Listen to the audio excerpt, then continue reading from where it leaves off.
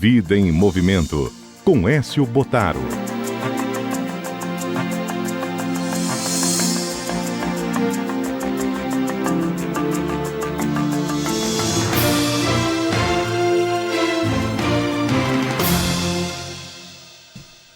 Professor Écio Bottaro, muito bom dia, tudo certinho? Bom dia, minha cara amiga e amada jornalista, tudo ótimo, Manu, graças a Deus. Espero que com você também esteja tudo bem, com tudo todos certo. Os ouvintes que estão nos ouvindo, né, Manu? É isso aí. E os que estão vendo também lá pelo YouTube. Exatamente, estão vendo a gente lá, isso é muito bom.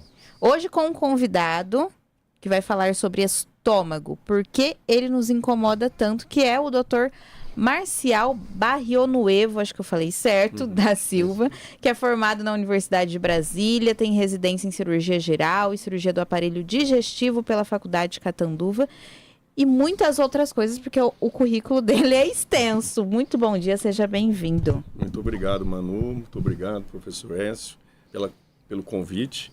E o espaço aberto aí pela Rádio CBN Grandes Lagos, para a gente poder falar um pouquinho nesse sábado tão agradável aí, embora meio ventando, mas um assunto que acho que é bem interessante para todos nós e que vai, cada vez a gente está pensando mais em mudar a qualidade de vida das pessoas, né? Então, acho que são algumas coisas que bem interessantes para falar.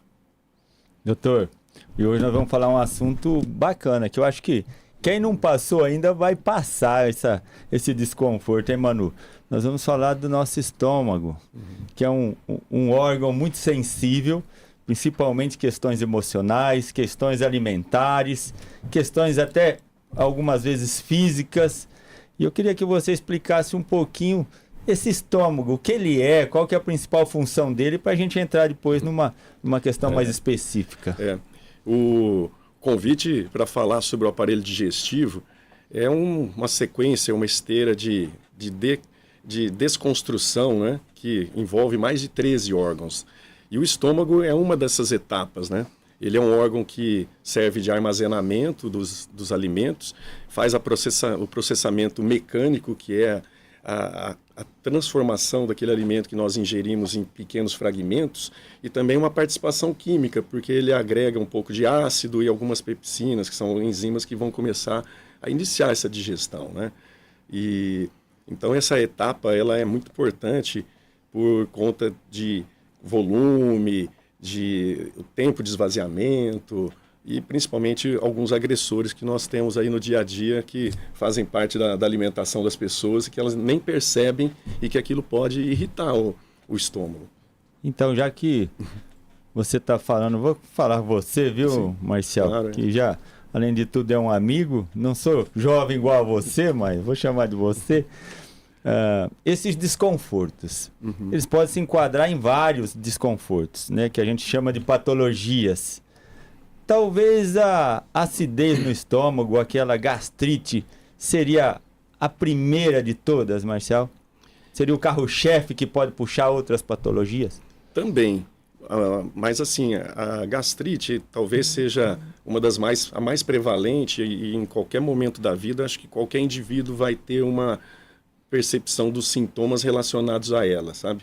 Por conta de, às vezes por alguns irritantes que você possa ingerir, alguns medicamentos, algum momento da vida em que o indivíduo fica mais estressado, porque todos esses fenômenos, eles estão relacionados com a hiperacidez e também esses agressores químicos, alguns anti-inflamatórios, antibióticos, alguns medicamentos que possam também irritar a mucosa gástrica, né?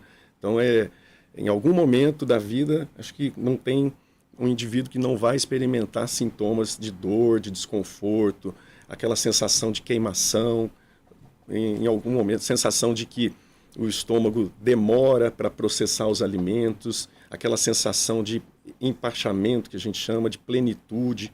Você percebe, parece que a câmara abdominal ela fica distendida após uma refeição, e você leva tempo para sentir aquele conforto de estômago estar vazio novamente. Então, esses são os sintomas mais característicos, né? Associado, claro, também com sintomas de refluxo. É justamente isso que eu ia perguntar em sequência, Marcial. O refluxo. O que seria esse refluxo? Tem uma causa específica? A gastrite é um primeiro passo para quem vai ter um refluxo? Tem que tomar mais cuidado? Olha, cuidar melhor. Dê os primeiros sinais de gastrite, procura um médico, porque isso pode evoluir para um refluxo ou outras patologias?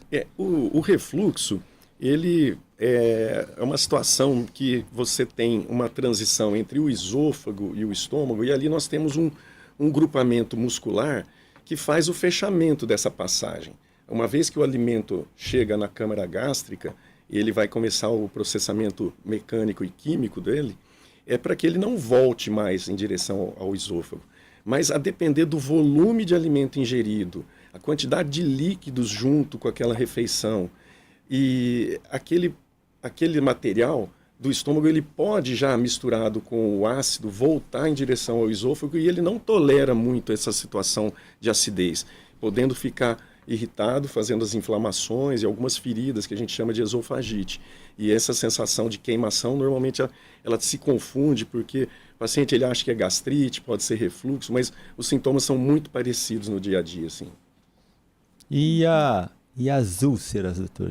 Isso é uma consequência do mau cuidado dessas gastrites, desses refluxos?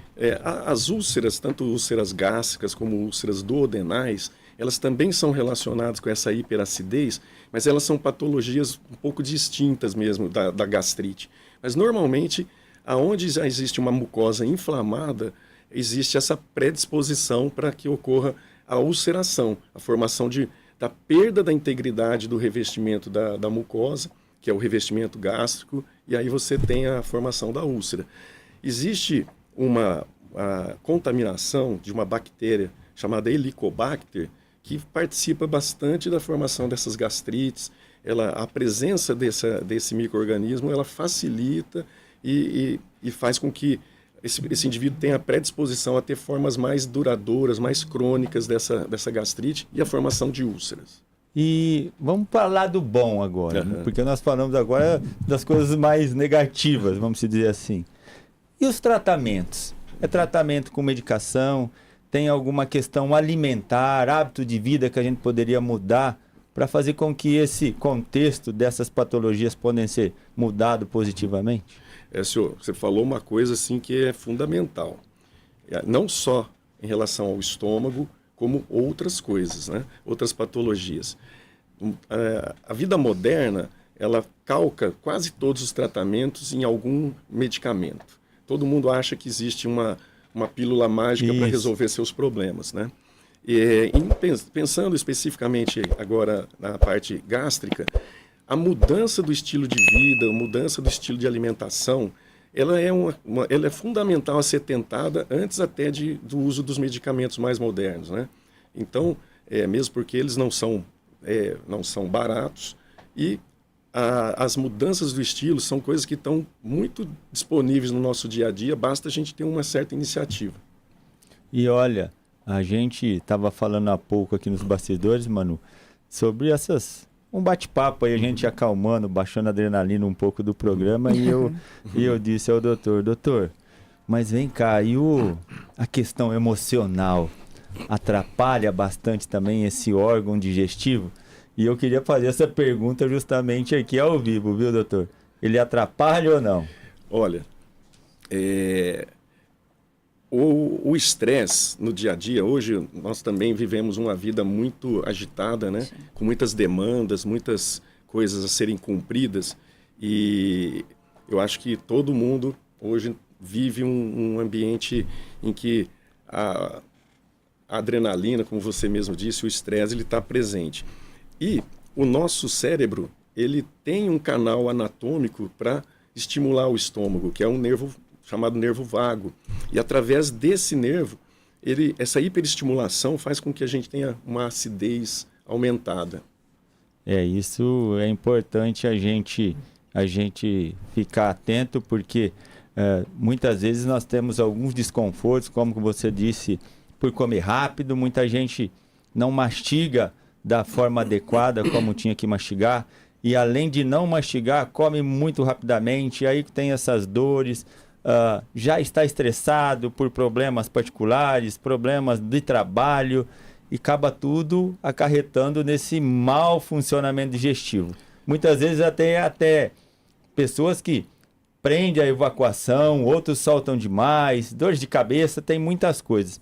Então, queria que o senhor desse uma dica assim, específica, um estilo de vida que nós todos deveríamos ter, do momento que nós levantamos, como nós devemos conduzir essa questão alimentar, até os momentos que antecedem o nosso repouso, que é o sono, comer determinado alimento, evitar determinado alimento. Qual que seria a dica aí, doutor? O hábito da alimentação, ela deveria ser assim, cada um ter uma ideia também daqueles alimentos que são bem-vindos, aqueles alimentos que você tem mais facilidade para digestão, aqueles alimentos que você percebe que o teu organismo mesmo já está te dando uma dica que você não tem uma interação muito boa com eles, devem ser evitados, né? Mas na rotina do dia a dia, é importante que o indivíduo, ao levantar, faça um desjejum, tome bastante água ao longo do dia. A água, ele é um solvente natural que vai ajudar o processo digestivo, vai facilitar o funcionamento do teu intestino, e a água também vai participar de todas as outras funções corporais, inclusive bom funcionamento dos rins, o teu sistema circulatório. Mas é importante que, ao longo do dia, a gente evite fazer refeições muito volumosas, alimentos muito processados, industrializados, frituras, alimentos que sejam muito carregados de temperos. Tudo isso são alimentos que podem irritar o nosso estômago, podem dificultar a digestão e podem te causar desconfortos adicionais, porque você já tem tantos problemas para resolver e você ainda vai ficar com desconforto abdominal proveniente de uma má digestão. Então, isso é uma coisa que o indivíduo tem que ter essa capacidade também de, no dia a dia dele, já fazer essa seleção. E as questões, doutor, da bebidas? Refrigerante e bebidas alcoólicas. Todo mundo sabe que não são muito bem-vindas por essa questão digestiva. E na questão médica, como que ela vê essa... O álcool, especificamente, ela é uma droga que é socialmente aceita, né? E, às vezes, o indivíduo abusa um pouco de álcool. Inclusive, é um tema bem moderno aí agora em relação a essas falsificações. Isso. Mas, independentemente disso, é a dependência química, né, do próprio álcool. Mas, em relação ao estômago, ele é um irritante da mucosa gástrica, ele já é absorvido na câmara gástrica, dentro do estômago, e ele pode piorar os sintomas de dor, de queimação, de desconforto. E as bebidas gasosas também, elas aumentam essa sensação de distensão, elas irritam a mucosa gástrica, elas diminuem um pouco a presença do muco protetor da parede do estômago. Então, elas também devem ser evitadas, embora sejam amplamente disponíveis para a população, né? Mas são hábitos da vida moderna que foram sendo incorporados, mas que, em algum momento, se nós temos sintomas, nós temos que repensar e corrigir essa rota, né? Tem pessoas que podem ingerir isso e nunca tem sintomas, não tem nenhum desconforto, mas aquele que tem, ele precisa fazer uma pausa e repensar os hábitos. E até beber algo também, já que a gente falou de bebida, enquanto come também dá essa sensação, né, doutor? Exatamente. Essa é uma situação assim que tem pessoas que, por hábito, comem e ingerem líquidos. Quando você vai para uma refeição e você está com sede, o ideal é que você faça a ingestão de líquidos, de preferência água, algum tempo antes dessa refeição ou um pouco tempo depois. Porque quando você termina de ingerir um prato de uma comida, de uma refeição, é bom que o estômago não dilua aquilo com outros líquidos, porque isso vai aumentar o tempo de permanência daquele alimento dentro do estômago. Ele vai diluir o ácido que o estômago já produziu, necessitando que ele produza mais, e isso tudo gera esses desconfortos adicionais. Agora eu vou jogar uma areinha aí na conversa, viu, Manu? E aquelas pessoas, doutor, a gente ouve muita gente, eu principalmente ouço bastante das pessoas falar o seguinte: ah, mas eu tomo bicarbonato quando eu tô com azia. Ah, mas eu tomo sal de fruta, né? Para melhorar o sonrisal, o famoso sonrisal. Isso ajuda ou pode até piorar em alguns casos? Se elas tiverem uma gastrite, não vai no médico para saber realmente o que ela tem, faz um exame, né? Sim. Prévio para determinar. É interessante ou é negativamente?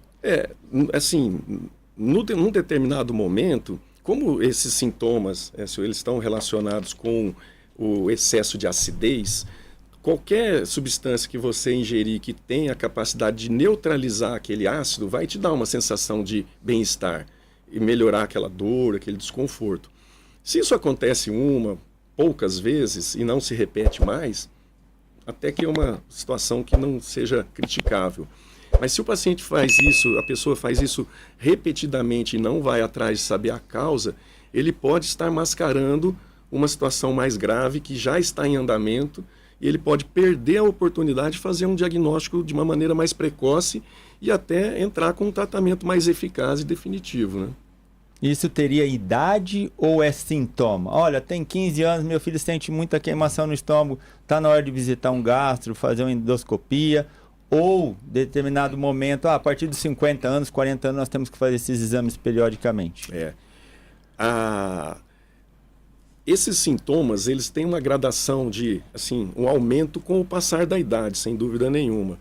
Mas, por incrível que pareça, eu, na clínica privada e pública, cada vez vejo mais os jovens apresentando sintomas dispépticos, crianças, jovens que estão na fase de colégio, pré-vestibulares, eles passam a ter sintomas que merecem, porque esses sintomas passam a acontecer com uma frequência diária, uma frequência em que incomoda, que atrapalha, inclusive, as atividades de estudo, as atividades esportivas, e eles fazem com que necessitem até, com menos de 12, 14 anos de idade, jovens com endoscopias que já mostram gastrite, refluxo. Uma outra coisa que acontece nos jovens, que a gente tem observado muito hoje, é a questão da obesidade, né, infantil, né? Então, essas crianças comem de uma maneira errada, eles têm sintomas de refluxo associado, porque a obesidade é um fator que favorece o refluxo gastroesofágico. E lógico que no idoso a gente tem que ser mais cuidadoso, porque as doenças degenerativas já começam a aparecer e você já tem, havendo história familiar e a ocorrência desses sintomas de alerta, dor frequente, sensação de má digestão, empachamento, até vômitos, esse paciente merece uma investigação diagnóstica mais aprofundada. Gostaria de fazer mais alguma pergunta, Manu? Eu acho, agora já que ele falou isso do diagnóstico, como que geralmente é feito o diagnóstico desse tipo de situação no estômago? Normalmente, Manu, um paciente que tem sintomas muito esporádicos e não tem nenhuma história assim, de alerta na família, sim, história de câncer, ele pode até passar por um que a gente chama de uma prova terapêutica, usar um medicamento que reduz a acidez por um tempo e ser observado. E, principalmente, corrigir os hábitos alimentares desse paciente, que é fundamental. Agora, se esses sintomas ocorrem com frequência e se repetem após esse tratamento, a endoscopia digestiva é o exame de eleição mais preciso para melhorar e fazer um diagnóstico e orientar o tratamento.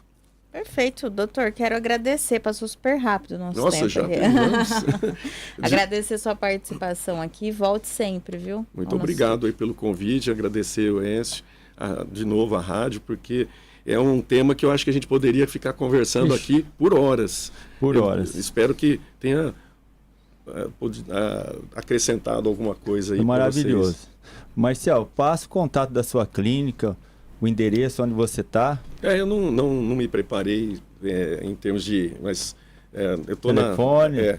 Eu tenho um consultório ali na Rua Benjamin Constante, né? O número do consultório é 3121-9345, né? E já estamos aqui em Rio Preto desde 1994, já vai bastante tempo. fazendo atividade cirúrgica do aparelho digestivo e a parte clínica também. Então, já atuei na prefeitura e atualmente ali no Hospital Santa Helena, na Beneficência, Santa Casa. Isso é muito bom. Então, Eu queria agradecer por você ter aceitado meu convite. A CBN Grandes Lagos agradece e tenho certeza que o público em geral gostou demais dessa entrevista. Foi maravilhosa, né, Manu? Com certeza. Foi bacana. Falei para você que ia ser muito tranquilo, muito fácil bater um papo. E a gente fica na gratidão. tá ok. E obrigada, Eu agradeço também. vocês, a Manu, pela simpatia, e o professor Écio, que eu já conheço há mais tempo. É um isso amigo aí. também. Estamos aqui de braços abertos sempre. Volte Obrigado. a próxima para fazer a parte 2. Nós temos vários aqui que Olha, precisam da parte como eu 2. disse, o aparelho digestivo, nós temos 13 órgãos para falar, então... E professor, obrigada, viu, pela que sua agradeço, participação mais um sábado aqui conosco. Bom fim de semana, até Para semana que você vem. também, minha amiga. Um grande abraço a todos.